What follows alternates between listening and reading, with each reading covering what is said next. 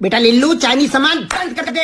छिंदे बच्चों की कुटरे की होगा। बंद चाइनीज बंद 001। तुम्हारी बहन को नमन। चाइनीज बंद। चाइनीज खाना बंद।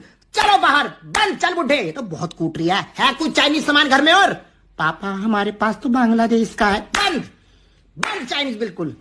पबजी खेलेंगे टिकटॉक बनाएंगे को पीटूंगा। सूखी मोमबत्ती क्या कर रही। बंद चाइनीज बंद बोला बिल्कुल बंद। कोई आ जाए आगे बंद। तुम्हारी बहन को नमन 001। बहन को नमन बंद बंद। यहाँ से चाइनीज बंद बिल्कुल बंद। कुछ नहीं बंद। तेरी बहन को नमन चाइनीज बिल्कुल बंद।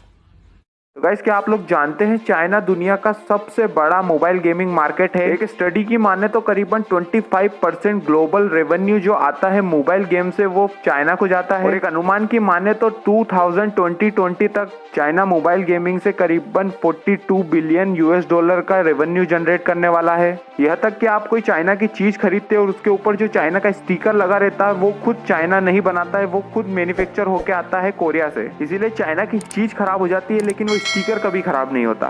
और आप लोग जानते ही हैं कि इंडो चाइना बॉर्डर पर क्या चल रहा है और उन्होंने क्या किया है जिस वजह से हमने बॉयकॉट चाइना को ट्रेंड कर दिया है। और मैंने इसके बारे में पिछले वीडियो में भी बात की थी कि ऐसे ही एकदम से कुछ भी खत्म नहीं होने वाला है कि आप जाइए और आप जाकर अपने चाइना का जितना भी सामान है आपके घर के बाहर फेंक दीजिए। सब चीजें करना एक बेवकूफी होगी। जो चीज हम खरीद चुके हैं, हमारा पैसा चाइना पहुंच चुका है, उन्हें हमें अच्छे से यूज करके उसे पूरी तरीके से खत्म करना होगा। लेकिन आज हम जिस टॉपिक पर बात करने वाले हैं पबजी और कुछ ऐसे ही चाइनीज गेम्स के बारे में। और पबजी मोबाइल को लेकर भारत में बहुत ही ज्यादा कंफ्यूजन है लोगों के बीच में कि असल में ये गेम कहां से आता है और इस गेम से जो पैसा जाता है वो किन किन कंट्रियों में जाता है। उन सभी के बारे में हम वीडियो में आगे बात करेंगे। तो उससे पहले गाइस आप लोगों को चाइना को लेकर मैं कुछ बातें समझा देता हूँ। चाइना का एक बहुत बड़ा हथियार है डंपिंग। और डंपिंग का मतलब ये है कि चाइना की किसी चीज को इतना ज्यादा कम पैसे में बेचना किसी दूसरे देश में कि वहाँ का जो लोकल प्रोडक्ट हो उसकी पूरी तरीके से 12 बज जाए। अब आप लोग मोबाइल फोन्स को ही ले लीजिए। कुछ टाइम पहले माइक्रोमैक्स का पूरी तरीके से बूम था इंडिया में। कुछ ऐसी सीरीज लेकर आया था माइक्रोमैक्स जिसके कारण बहुत अच्छा चल रहा था। लेकिन उसके बाद एमआई ने एंट्री मारी इंडिया में। बहुत कम पैसे में बहुत ज्यादा अच्छे फीचर देने के साथ में माइक्रोमैक्स को पूरी तरीके से इंडिया में खत्म कर दिया। और इन सब चीजों के लिए चाइना की कंपनी को चाइना पूरी तरीके से सपोर्ट करता है और उन्हें पैसा देता है कि आप आपका सामान दूसरे देशों में एक्सपोर्ट कीजिए। और दूसरे हथियार की बात करूँ तो गाइस डेथ ट्रैप, ये बहुत ही ज्यादा खतरनाक हथियार है चाइना की तरफ से। इसमें चाइना की तरफ से ये किया जाता है कि गरीब देशों में बड़े बड़े इंफ्रास्ट्रक्चर बनाता है, बहुत ज्यादा पैसा इन्वेस्ट करता है चाइना। उसके बाद में जब वो देश अपना कर्जा लौटा नहीं पाते हैं चाइना को तो उनकी जमीन को खरीद लेता है चाइना। और इस तरीके को यूज करते हुए अफ्रीका की कुछ 3-4 ऐसी बड़ी कंट्रीज है जिन्हें चाइना ने पूरी तरीके से खरीद लिया है, जिनका नाम आप लोगों ने जरूर सुना होगा। जाम्बिया, केनिया,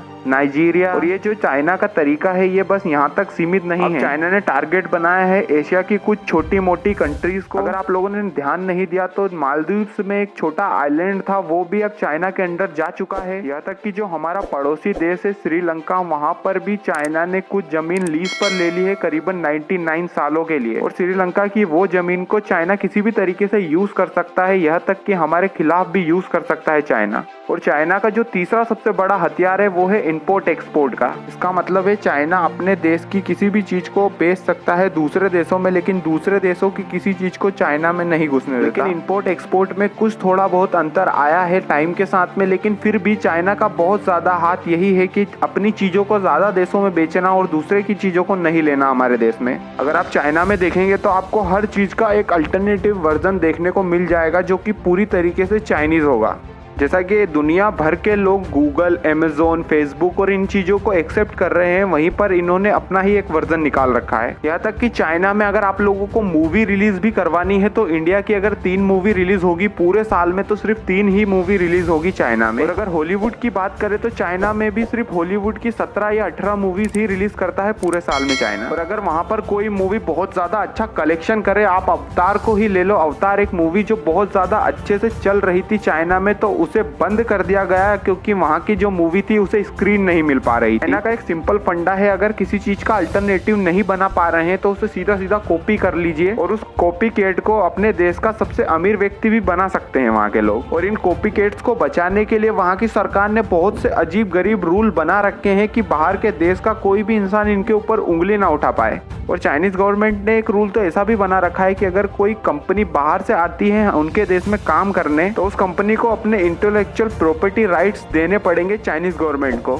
अगर मैं आप लोगों को हिंदी में समझाऊं कि ये क्या हो रहा है तो गाइस ये यही है कि अगर आप लोगों ने ये राइट्स चाइनीज गवर्नमेंट को दिए तो आप सोले के ठाकुर बनने वाले हो। इन राइट्स को जैसे ही आप चाइनीज गवर्नमेंट को देते हैं, इसके बाद में अगर चाइना का कोई भी इंसान इसको कॉपी करता है आपके आइडिया को, तो वो लीगल होगा। लेकिन अगर आप फिर भी कोई लीगल एक्शन लेना चाहते हैं, कंपनी के खिलाफ कोई केस करना चाहते हैं, तो इसका कोई मतलब नहीं निकला, क्योंकि आपने पहले ही राइट्स दे चुके हैं। तो गाइज अगर आप लोगों को चाइना में काम करना है तो आपको ये राइट्स देना ज़रूरी है, और अगर आप लोगों ने ये राइट्स दिया तो आने वाले कुछ टाइम में चाइना आपका कॉपी कैट बनाकर आपके सामने ही खड़ा होगा। तो गाइज यही सेम चीज़ हुई थी हमारे सबके पबजी गेम के साथ। जब उन्होंने चाइना में एंट्री मारी तो ये राइट्स उन्हें देने पड़े चाइना। तो गाइज अगर आप पबजी को खेलते हैं और उसके बारे में सच में कुछ जानते हैं तो आप जानते ही होंगे कि पबजी मोबाइल आने से पहले पबजी पीसी था। जिस कंपनी ने इस पबजी पीसी को बनाया था उस कंपनी का नाम है ब्लू होल। तो गाइज जब पबजी पीसी स्टार्ट होता है तो उसमें आप लोगों ने देखा ही होगा ब्लू होल लिखा हुआ साफ साफ। तो गाइज अगर आप लोग सोच रहे हैं कि ये जो ब्लू होल कंपनी है ये चाइना की है, तो ऐसा नहीं है गाइज, ये साउथ कोरिया की है। तो गाइज अब आप लोग सोचेंगे कि मैं सही था, साउथ कोरिया का ही है, तो ऐसा नहीं है। आप लोग देखिए ये है पीसी वर्जन, और अब हम बात करेंगे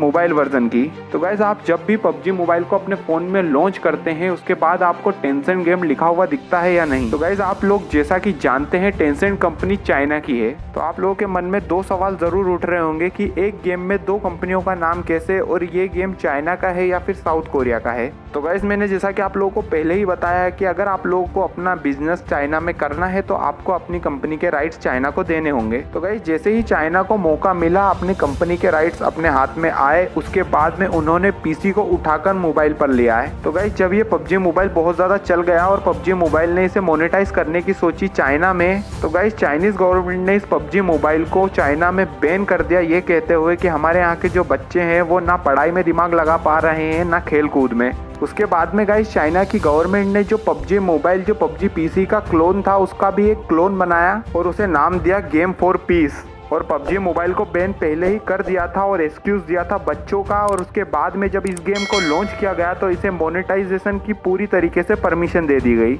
और अपने देश के एक भी रुपए को बाहर नहीं जान दिया पबजी को बैन करते हुए। और फिर इन्होंने देखा कि पबजी अपने बूम पर है, बहुत ज़्यादा मुनाफा होगा अगर इसमें हम पैसा लगाएंगे, तो टेंसेंट ने अपनी 10% की हिस्सेदारी खरीद ली पबजी मोबाइल में। और अब आप जब भी पबजी को खोलते हैं और उसको चलाते हैं और अगर उसमें आप पैसे से कुछ भी चीज़ खरीदते हैं तो उसमें से 10% सीधा जाता है चाइना को। तो guys moral of the story यही है कि ना तो ये पूरा गेम साउथ कोरिया का है ना तो ये पूरा गेम चाइना का है। और जिस हिसाब से पबजी मोबाइल अभी भी चल रहा है, टेंसेंट की पूरी तैयारी है कि इसे 50% तक खरीद लिया जाए। गाइस अगर हम एक और दूसरे गेम की बात करें जो पबजी की तरह ही बहुत ज्यादा मशहूर हो रहा है पबजी के बाद से, फ्री फायर। और फ्री फायर को बनाने वाली कंपनी का नाम है गरीना, और इस कंपनी की शुरुआत करने वाले इंसान का नाम है फॉरेस्ट्री। और ये पैदा तो हुए थे चाइना में ही, लेकिन इन्होंने जहाँ पर ये कंपनी डेवलप की है उस जगह का नाम है सिंगापुर।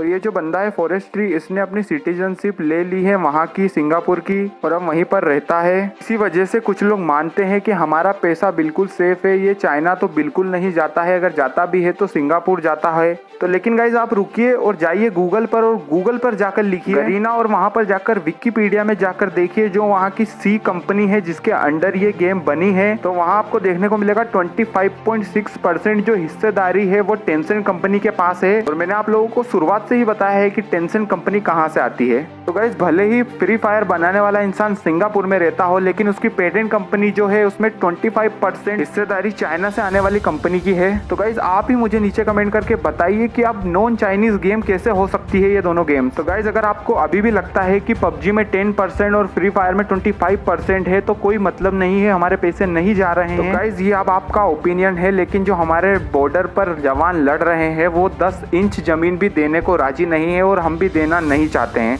तो गाइज अब आपके फ़ोन में वो गेम है या नहीं मुझे नहीं पता, लेकिन आपको रखना है तो आप रख सकते हैं। तो जय हिंद दोस्तों, वंदे मातरम।